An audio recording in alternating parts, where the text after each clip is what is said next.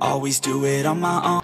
Hello kila Alexis Marquez, Mark Advincula, at sa anumang kalasag sa Region 6, lalo na kila Police Captain De Ocampo, Police Inspector Soto, Janko Rojas, Mel Garejo, shoutout din kila Raytor, Marivic Seduco, at kay Manyaman Kaabe mula sa Riyadh. Salamat sa inyong suporta mga kaprakti. Feel I don't belong, tell my thoughts to move along. Push my Karamihan talaga sa atin ay meron ng likas na 6-pack abs. Ibig sabihin, kahit hindi ka mag-abs workout, ay may maaaninag na 6-pack abs sa'yo. Kaya lang naman kasi hindi mo ito makita ay sapagkat malaki ang body fat percentage mo, lalo na dyan sa parte ng iyong tiyan. Subalit, may iilan lang naman na kahit pumayat o maliit ang body fat percentage, wala talagang 6-pack abs. Marami talagang pwedeng maging dahilan. Bakit hanggang ngayon ay wala kang 6-pack abs sa kabila ng regular mo naman itong tinitrain? O baka ginagawa mo rin ito ha? Una, para lumabas si 6-pack abs, kailangan mo munang magbawas ng body fat. Ibig sabihin, kailangan mo magpapayat o mag-cutting. Subalit, hindi kayang gawin ng iba ang magpapayat dahil ayaw niyang pumangit siya. Oo nga naman, mag-iiba talaga ang itsura mo kapag gusto mong palabasin ang iyong abs. Sapagkat, kapag nawala ang taba mo sa tiyan, mas mauunang mawawala ang mga taba mo sa braso, hita, maging sa iyong mukha. Lulubog ito. Ibig sabihin, hindi pwedeng sa parting tiyan lang ang mawawala na taba, kundi sa buong katawan mo ay madadamay din. At ang matindi pa nito, yung mga pilbil natin sa gilid ng tiyan ang huling mawawala kung pagpapapayat ang pag-uusapan. Kaya yung iba hindi na tinutuloy dahil ayaw nilang magmukha silang bungo. let me in, yeah. Pangalawa, mali ang ginagawa nilang diet. Dahil kailangan mong pumayat o mag-cutting para lumabas ang iyong abs, kailangan mo dapat magbawas ng kinakain. Subalit, karamihan ang ginagawa ay nakafocus lang sila sa pagbabawas ng kanin, soft drinks, at iba pang matatamis na pagkain o tinatawag ding low-carb diet. Ito ay isang maling paraan.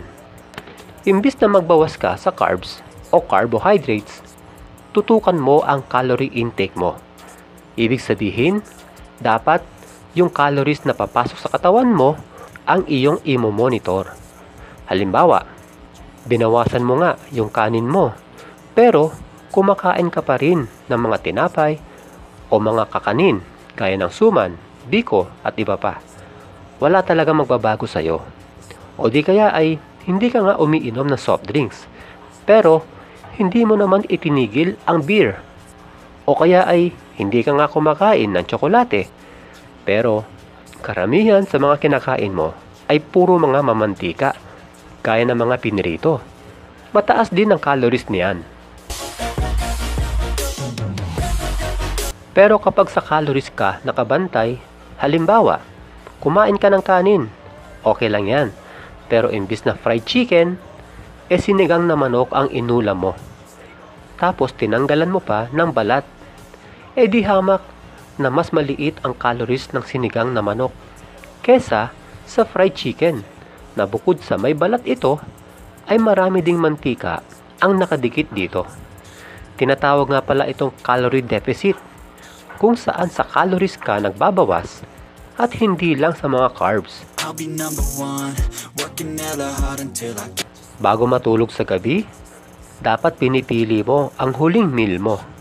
Halimbawa, kung yung hapunan mo ang iyong last meal, bawasan o alisin ang lahat ng carbohydrates, gaya ng kanin, tinapay, patatas, cake at iba pa.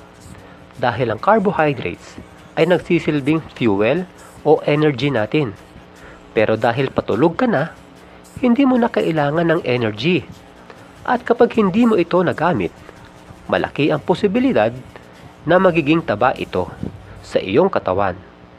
Iwasan din ang mga fats na pagkain bago matulog dahil mabagal matunaw ito at maaaring maging dahilan din ng pagtaba. Sa halip, protina ang kainin bago matulog. Halimbawa, 3 nilagang itlog, pero 1 egg yolk lang ang kakainin dito. Yung 2 egg yolks, pakain mo na lang sa aso mo dahil ang egg yolk ay fats at mataas din ang calories nito.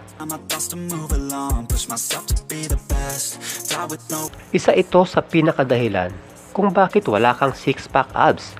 At kung meron man, ito ay maliit o hindi ito matambok. Ang dahilan, kung paano mo tinitrain ang iyong ibang muscle group, ganun din dapat sa iyong abs. Halimbawa, sa iyong chest program, ay 2 beses mo lang itong wino-workout sa loob ng 1 linggo, na may pagitan ng 2 hanggang 3 araw bago ito uliting gawin.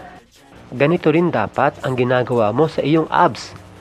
Dahil kapag inaraw-araw mo itong tinitrain, nawawalan ito ng muscle recovery dahil walang pahinga. At kapag walang recovery time, natural, wala ding paglaki ng muscle. Gaya ng nasabi ko kanina, itrain mo ang iyong abs gaya ng iyong ibang muscle group. Kaya nga mas malaki ang mga chest ng mga nagbe-bench press kesa sa mga nagpo-push up. Dito sa abs, kung gusto mo itong mapalaki ng gusto, mas mainam i-train din ng may pabigat. Huwag puro body weight lang ang gawin. Kaya imbis na sit up ang gawin, mas mapapalaki mo ang iyong abs sa cable crunch.